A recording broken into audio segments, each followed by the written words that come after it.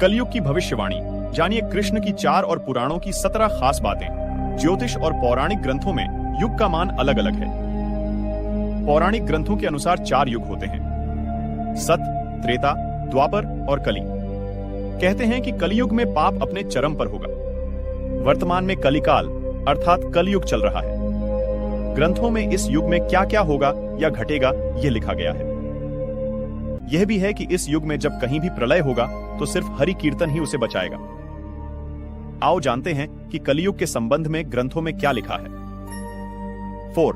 कलयुग द्वापर में 2 पैर और अब कलिकाल में धर्म के पैरों का कोई नामो निशान नहीं है। धर्म अब पंगु बन गया है।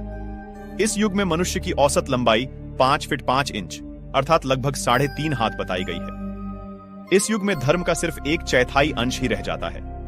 इस युग में पाप की मात्रा 15 विश्वा अर्थात 75% होती है, जबकि पुण्य की मात्रा 5 विश्वा अर्थात 25% होती है।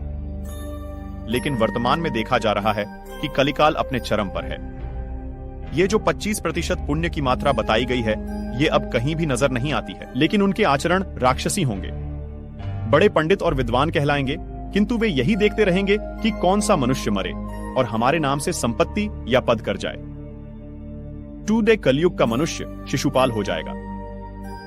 कलयुग में बालकों के लिए ममता के कारण इतना करेगा कि उन्हें अपने विकास का अवसर ही नहीं मिलेगा। मोह माया में ही घर बर्बाद हो जाएगा। किसी का बेटा घर छोड़कर साधु बनेगा तो हजारों व्यक्ति दर्शन करेंगे, किंतु यदि अपना बेटा साधु बनता होगा तो रोएंगे कि मेरे बेटे का क्या होगा। इतनी सारी ममता होगी कि उसे मोह माया और परिवार में ही बांधकर रखेंगे और उसका जीवन वहीं खत्म हो जाएगा। अंत में बेचारा अनाथ होकर मरेगा। 3 कलयुग में धनाढ्य लोग लड़के लड़की के विवाह में, मकान के उत्सव में, छोटे बड़े उत्सवों में तो लाखों रुपए खर्च कर देंगे, परंतु पड़ोस में ही यदि कोई भूखा प्यासा होगा तो यह नहीं देखेंगे कि उसका पेट भरा है या नहीं। उनका अपना ही सगा भूख से मर जाएगा और वे देखते रहेंगे। दूसरी ओर मौज, मदिरा, मांस भक्षण, सुंदरता और व्यसन में पैसे उड़ा देंगे, किंतु किसी के 2 आंसू पोंछने में उनकी रुचि ना होगी। 4. कलयुग में मानव का मन नीचे गिरेगा, उसका जीवन पतित होगा। यह पतित जीवन धन की शिलाओं से नहीं रुकेगा, न ही सत्ता के वृक्षों से रुकेगा, किंतु हरि नाम के एक छोटे से पौधे से, हरि कीर्तन के एक छोटे से पौधे से मनुष्य जीवन का पतन होना रुक जाएगा। कलयुग का वर्णन पुराणों में। पेंट पुराणों में लिखा है कि जो व्यक्ति संगठन या समाजवेद विरुद्ध आचरण कर भारत की धार्मिक और सांस्कृतिक एकता को खंडित करेगा, उसका आने वाले समय में समूल नाश हो जाएगा। पुराणकार मानते हैं कि जैसे जैसे कलयुग आगे बढ़ेगा, वैसे वैसे भारत की गद्दी पर वेद विरोधी लोगों का शासन होने लगेगा।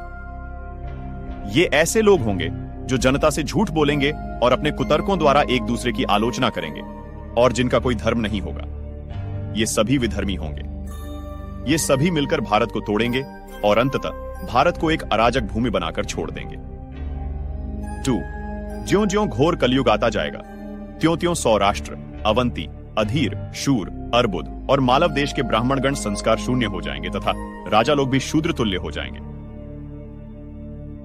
अपनी तुच्छ बुद्धि को ही शाश्वत समझकर कुछ मूर्ख ईश्वर की तथा धर्म ग्रंथों की प्रामाणिकता मांगने का दुस्साहस करेंगे। इसका अर्थ है कि उनके पाप जोर मार रहे हैं। 3. जब सभी वेदों को छोड़कर संस्कार शून्य हो जाएंगे, तब सिंधुत चंद्रभाग का तटवर्ती प्रदेश, कौंतीपुरी और कश्मीर मंडल पर प्राय शूद्रों का संस्कार, ब्रह्म तेज से ही नाम मात्र के द्विजों का और म्लेच्छों का राज होगा। सबके सब राजा, राजनेता, आचार विचार में म्लेच्छ प्राय होंगे। वे सब एक ही समय में भिन्न भिन्न प्रांतों में राज करेंगे। ये सब के सब परले सिरे के झूठे, अधार्मिक और स्वल्प दान करने, छोटी बातों को लेकर ही ये क्रोध के मारे आग बबूला हो जाएंगे। ये दुष्ट लोग स्त्री, बच्चों, गौओं और ब्राह्मणों को मारने में भी नहीं हिचकेंगे। दूसरे की स्त्री और धन हथिया लेने में ये सदा उत्सुक रहेंगे। न तो इन्हें बढ़ते देर लगेगी और न घटते। इनकी शक्ति और आयु थोड़ी होगी। राजा के वेश में ये म्लेच्छ ही होंगे। 4. वे लूट खसोट कर अपनी प्रजा का खून चूसेंगे। जब ऐसा शासन होगा तो देश की प्रजा में भी वैसा ही स्वभाव, आचरण, भाषण की वृद्धि हो जाएगी। राजा लोग तो उनका शोषण करेंगे ही, आपस में वे भी एक दूसरे को उत्पीड़ित करेंगे और अंततः सबके सब नष्ट हो जाएंगे। 5. भविष्योत्तर पुराण अनुसार ब्रह्मा जी ने कहा, हे नारद, भयंकर कलयुग के आने पर मनुष्य का आचरण दुष्ट हो जाएगा और योगी भी दुष्ट चित्त वाले होंगे। संसार में परस्पर विरोध फैल जाएगा। द्विज, ब्राह्मण, क्षत्रिय, वैश्य दुष्ट कर्म करने वाले होंगे और विशेषकर राजाओं में चरित्रहीनता आ जाएगी। देश देश और गांव गांव में कष्ट बढ़ जाएंगे। संतजन दुखी होंगे। अपने धर्म को छोड़कर लोग दूसरे धर्म का आश्रय लेंगे। देवताओं का देवत्व भी नष्ट हो जाएगा और उनका आशीर्वाद भी नहीं रहेगा। मनुष्यों की बुद्धि धर्म से विपरीत हो जाएगी और पृथ्वी पर म्लेच्छों के राज्य का विस्तार हो जाएगा। 6.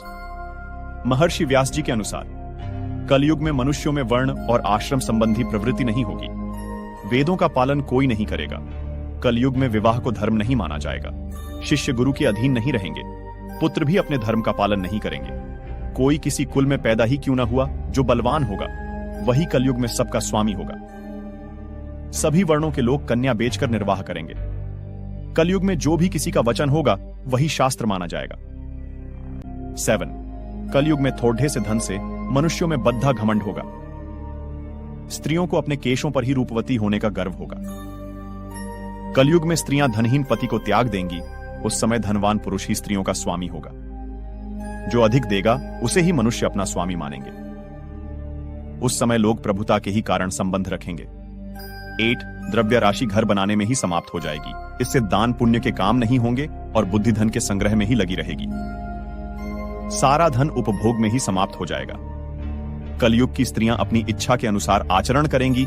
हाव भाव विलास में ही उनका मन लगा रहेगा। अन्याय से धन पैदा करने वाले पुरुषों में उनकी आसक्ति होगी। कलयुग में सब लोग सदा सबके लिए समानता का दावा करेंगे। कलयुग की प्रजा बाढ़ और सूखे के भय से व्याकुल रहेगी। सबके नेत्र आकाश की ओर लगे रहेंगे। वर्षा न होने से मनुष्य तपस्वी लोगों की तरह फल मूल और पत्ते खाकर और कितने ही आत्मघात कर लेंगे।